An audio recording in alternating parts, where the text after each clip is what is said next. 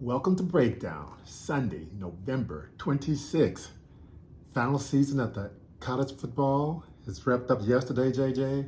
Regular Now- season for regular, sure. Regular season, that's what I meant. Now we're ready for some real football. Are you ready for some real football? Yeah, the real season starts now. Let's talk about it. Let's do it. SEC, Big Ten, plus all the other major conferences. What do you want to start with? Let's start with Saturday's game, yesterday's game. Start with the best rivalry in sports. Let's start with the Michigan-Ohio State game. Okay. Yeah, Michigan came in winners of 2 straight after having previously lost, I think, 14 of 15 before that. So, and they did it without their head coach, Jim Harbaugh. Were you impressed by Michigan's performance? Michigan did win the game. 30-24, I believe was the final score, a 6-point win. It was semi-impressive. I think the defense was really outstanding. You can't really stop Marvin Harrison. He had over 100 yards receiving and a touchdown. You could only really hope to contain him, but they did contain him pretty well. I know after the game he said he had never seen a coverage like that before, and I think that their defense. Well, they had him one-on-one. I mean, it was man-to-man coverage against Harrison.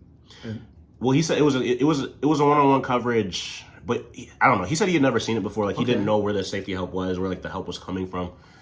There was a lot of one-on-one when before Will Johnson got hurt. Will Johnson with the interception. Right. But yeah, I mean, I think Michigan was incredibly impressive defensively. I think in the second half they were very impressive running the ball offensively, and they were okay on offense. They weren't last year's offense, but they were pretty good. Going into that game, JJ, it was the first time in five years that Ohio State was an underdog to a Big Ten team. To Michigan specifically, that was the team that they were an underdog to last time. Well, to any Big Ten team. I mean, they were underdog yesterday, but it was 5 years prior before they were underdogs. How impressed are you by a 5-year span of never being an underdog to a Big Ten school? That would have been more impressive if they didn't just lose 3 straight games to Michigan. So Okay. not that impressive, honestly. Good for Vegas or whoever did the betting, I guess. But 3 straight. How high were the stakes in that game for Ryan Day yesterday? incredibly high. There's only been one coach in the Ohio State program's history that survived losing 3 in a row to Michigan, and that was John Cooper. Not exactly the Ohio State coach you want to be compared to. Well, JJ, Ryan Day has been at Ohio State for 4 years. And only has 7 losses in those 4 years. His record is 38-0 against every Big Ten school not named Michigan. He's 1-3 against Michigan. Yes, he is. Are you impressed with that record? No. What do you think about the fans of Ohio State? Are they impressed by that record? No, they're going to hold someone accountable. I don't think Ryan Day is going to be the person that's held accountable. I think he's not going to get fired or anything like that. He could potentially decide to leave, be it for Texas A&M, be it for the NFL. That's something that could happen. But I don't think he's going to be forced out of Ohio State this offseason. Now, I do think some of his coordinators might be. They brought in a high-paid defensive coordinator last year to fix up their run problem against Michigan. Their defense is a lot better this year, but it still could not stop Michigan. How many times did Michigan punt in the second half of yesterday's game, JJ? They didn't punt, yeah. They did not punt in the second half. They only punted once in the entire game. Yeah. Having said that, Ohio State giving up 30 points, and one of those touchdowns was a gift from an interception. That's not that bad against in all likelihood the number 2 team in the country when the polls are next released. So JJ, 11-1, Ohio State. Is that a successful season? I don't know. I mean, it depends. If they go on to win the championship, if Oregon loses to Washington again, and actually, if Oregon were to beat Washington, Ohio State might have a backdoor window. If they make it to the college football playoff, it absolutely would be a successful season if they were to win a national championship. Okay. But anything less than that, no, it's not a successful season. As of right now, of all the one-loss teams there is, Ohio State has the best loss of any one-loss team, losing to Michigan on the road in a tough game. They do. By 6. So Oregon would probably have a close argument, but I think Ohio State would have the better loss. That's just my take on it. Yeah, Michigan will be ranked higher than Washington, but you're splitting hairs. They'll be 2 and 3 probably. Okay. But Ohio State also has some pretty good wins over Notre Dame and Penn State. So we'll see. Okay. So so as of right now, it potentially could be a lost season for Ohio State, but it's still undecided. Okay, undecided. JJ. Dad. Jim Harbaugh was not at the game. Jim Harbaugh was not needed. So let's talk about the guy who did coach the Michigan Wolverines. What does the future hold for him? Sherrone Moore, a rising star. The future is very bright for him. Who knows what's going to happen? I've heard people suggest that when Harbaugh moves on to the NFL, they might, let him take the seat, and he'd be the first black coach in the history of the Ohio State. I mean, he is the first black coach to coach in the game against Ohio State and Michigan. He'd be the first black head coach at either one of those schools. I've heard that, but if that's Michigan is a pretty big job, I could see them not wanting to necessarily give the job to someone who doesn't have head coaching experience. And if that were the case, I mean, there's a lot of openings. There's a lot of opportunity. Oregon State just opened up. Whoever Texas A&M hires, that that school more than likely open up, unless it's like Urban Meyer or somebody like that that's not currently at a location. But there's going to be a lot of jobs opening. Indiana just opened. There's going to be if he wants to be a head coach at the start of next year, he can be. We'll just have to wait and see what all the opportunities come his way and everything like that. But maybe the NCAA will institute a suspension against Harbaugh too, and maybe Sherrone Moore will pull a Steve Fisher and lead Michigan to a championship without the head coach. Oh man, who knows? That would be something. I remember that year when Bo wanted a Michigan man. He did, and he got and he got Steve Fisher. Yes, he did. Yeah. JJ. Yes, sir. You mentioned that Ryan Day wouldn't be fired, anything like that. Talked Harbaugh to the NFL. You sold on that? Yeah, I mean, he's interviewed for the Vikings last year. The year before that, Denver last year. Denver last year. The year before that, it was the Vikings. He's gonna get an opportunity, I believe so. But he's interviewed those back-to-back years and did not get selected. He did not get selected. Jim Harbaugh's a very unique individual. Everyone, it's well known. Like, no one's in on the interviews, but reports have come out about the way he interviews. He's a very intense and interesting person, but I think there's going to be a specific set of management and ownership that will be able to look past that and look at what he's done, with the 49ers, with Stanford, with Michigan, and say that they're going to want to believe that he can be successful. Okay. JJ, anything else on the game that you want to talk about before we move on? The game, no, Okay. I have nothing else to say. But can we go to the Southeast Conference? Yeah, let's pivot over down south. The Louisville, Kentucky game. That was a significant game for a couple of reasons. Yeah, former Big Ten man Jeff Brown in his first year at Louisville. Yeah. Led them to 10-1 before going into the Kentucky game. And, that's just a turnaround season, and it was still a great season, but they did lose to Kentucky, which kept it from being a special season. But yeah, that's like 4 or 5 in a row for them. But Mark Stoops did it again, 7-5, and a win over their heated rival. 5 in a row. 5 in a row. Some say that Kentucky's the best job in the SEC. He's the 9th highest paid head coach in the country, gets $8 million a year off base salary, and then he makes more than that, allegedly, off of his Kentucky Bourbon Company. So, and you can win 7 games, beat Louisville, and, it's a successful season. The fans love you. No one would leave Kentucky for another job. Definitely not College Station, Texas A&M. Would he? Would anybody do that? Yes and no. So why do I say yes and no, JJ? Well, there's been some reporting from Matt Jones at Kentucky Sports Radio about everything that's happened in the aftermath. Allegedly, Mark Stoops allegedly did softly accept the position at Texas A&M. At Texas A&M, there was a significant backlash And I don't know. There's rumors that certain boosters were for it, and then certain boosters were like, let's see what the reaction is. And then when the reaction was what it was, which the fan base was not happy with it, there's been rumors that like one of the boosters that would have to pay, his buyout at Kentucky and then his salary at Texas A&M kind of pulled out, which kind of stopped the hiring in his practice. So Mark Stoops will be at Kentucky next year. He will be in Lexington. Okay, JJ, let's talk about another game in the SEC. Yeah, the bowl game, the Iron Bowl. Yeah, that game, the ending of that game was an instant classic. It was an instant classic, but if you don't know about what happened in that game? Can I tell it what happened? By all means. Okay. Take it away. 24-20. Fourth quarter, Alabama behind.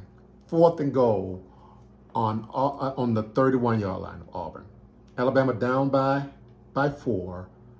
43 seconds left to go in the game. 4th down, Alabama got one play. Now, the play before 4th down was interesting. That was the bad snap?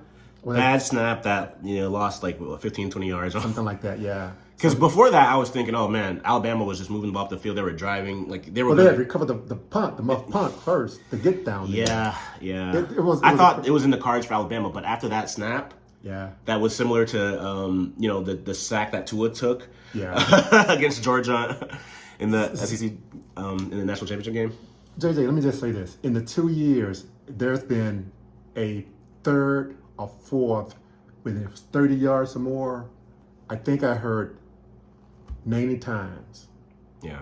How many times in the last 2 years did the team with a 4th and 30 or more, or 3rd and 30 or more, make that first down? It should be 0. The answer was. It should have stayed 0, but now out of 91 times, it's 1 out of 91. It is 1. Auburn sent a 2-man rush plus a quarterback spy. So that means they had 8 people covering the pass. And they spied a quarterback on 4th and goal.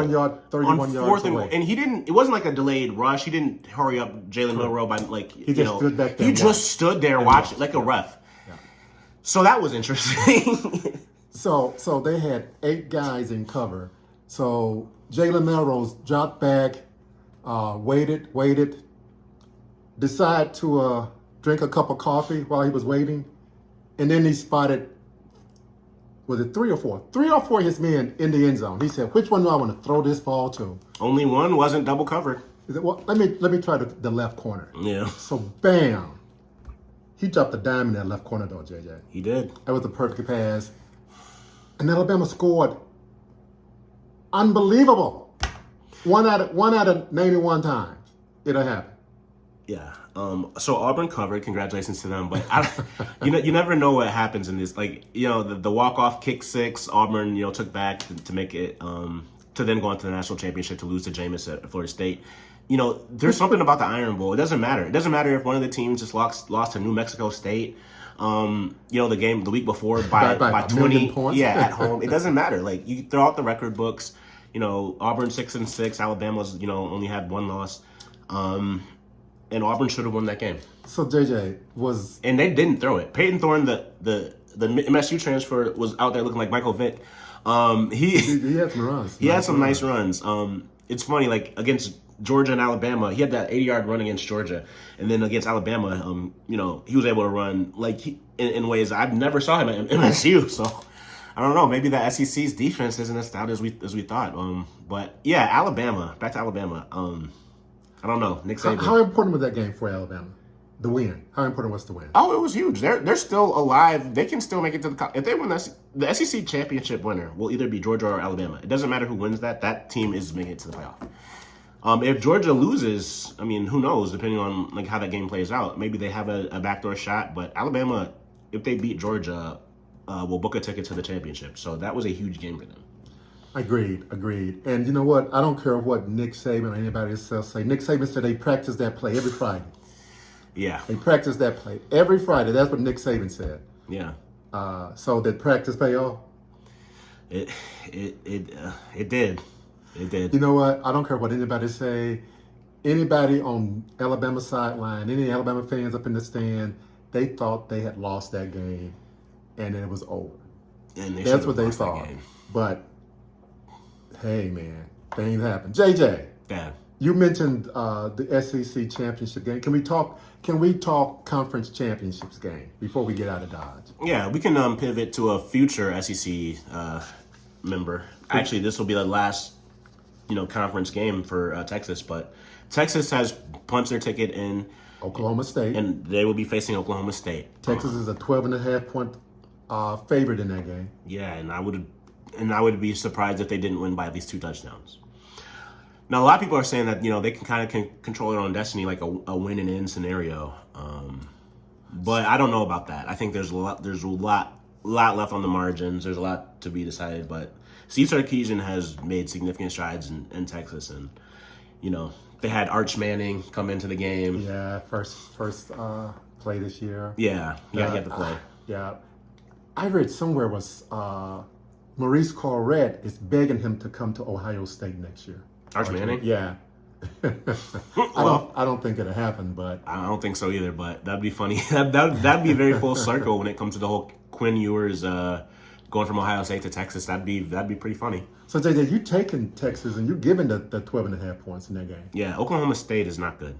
Let's talk about another Power 5 championship game. ACC. Okay. Louisville, which is 10-2, going up against Florida State, which is undefeated 12-0. Florida State doesn't have the quarterback, JJ, and Florida State's a 5-point favorite in this game.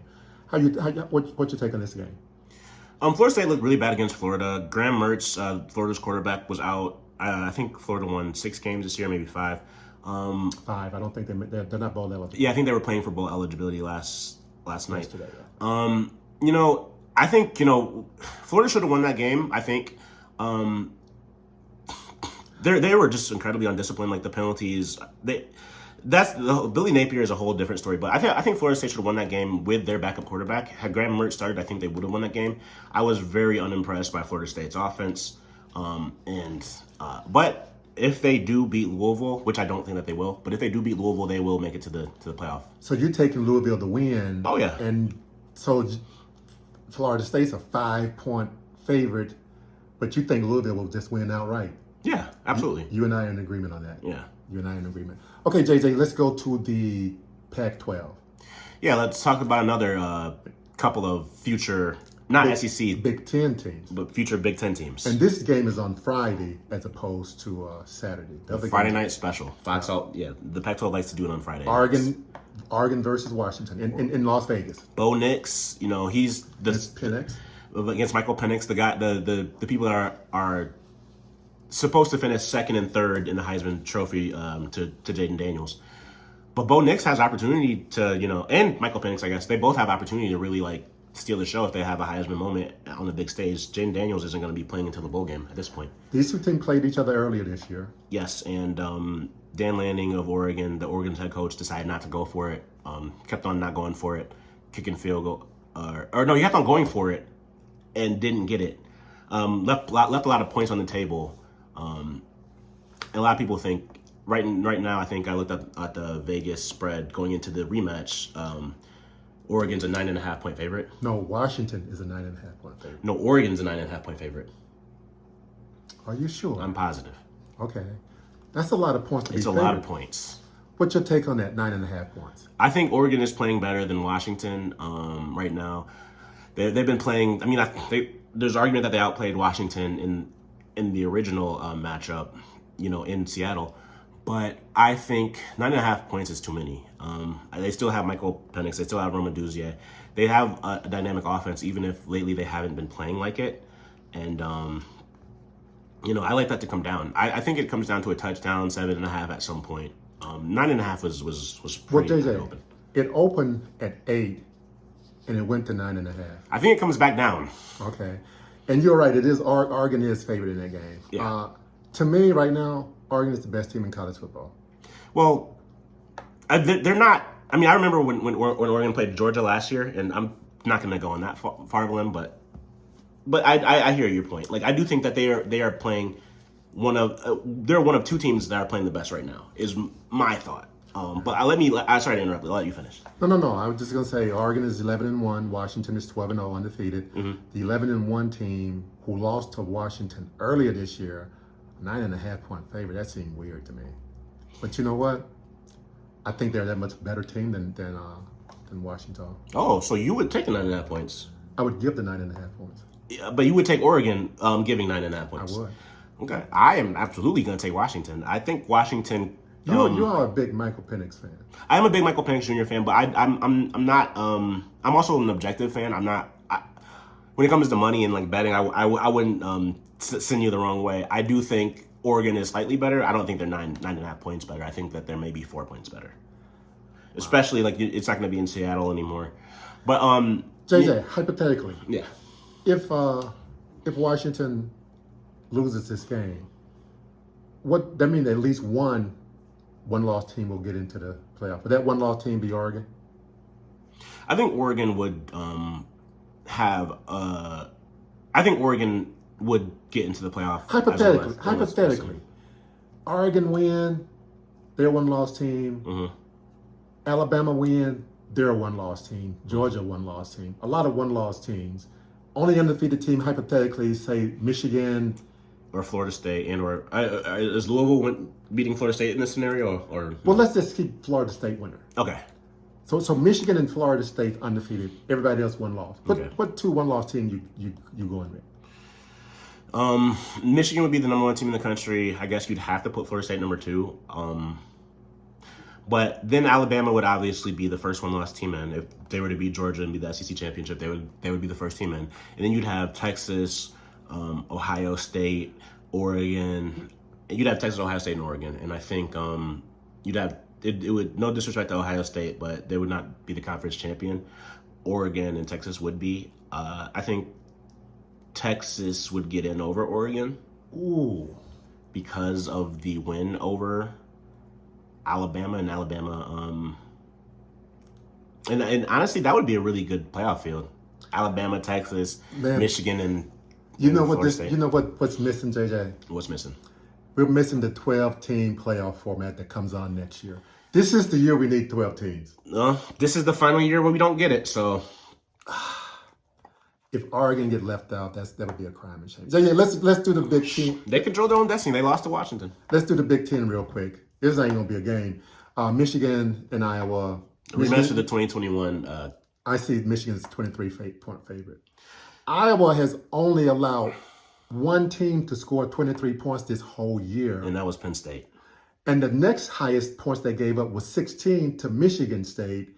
And now they are a 23-point underdog. Take the 23 points. Yeah.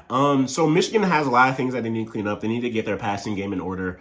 And Iowa has a very stout defense. I think Michigan's going to try a lot of things. I think they're going to have to come out and get some reps in with Roman Wilson, Cornelius Johnson. But, Iowa doesn't have their best player, and Cooper DeJean is out for the season. So, Michigan's going to cover that. I expect the over-under is 35. I expect Michigan to win by at least 28.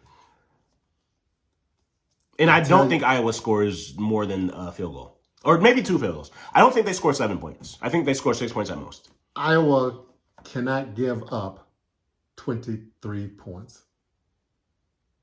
They did it to Penn State. I know. They did it one time. What happened when Penn State played Michigan?